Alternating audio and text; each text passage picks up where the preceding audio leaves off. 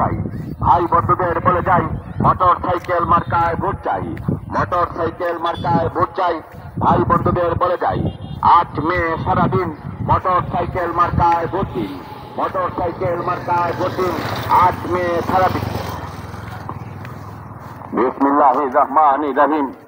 সম্মানিত দিরাই উপজেলাবাসী, আসন্ন উপজেলা পরিষদ নির্বাচনে চেয়ারম্যান পদপ্রার্থী অ্যাডভোকেট মোহাম্মদ আজাদুল ইসলাম রতন ভাইয়ের পক্ষ থেকে সালাম, আদাব ও শুভেচ্ছা গ্রহণ করুন।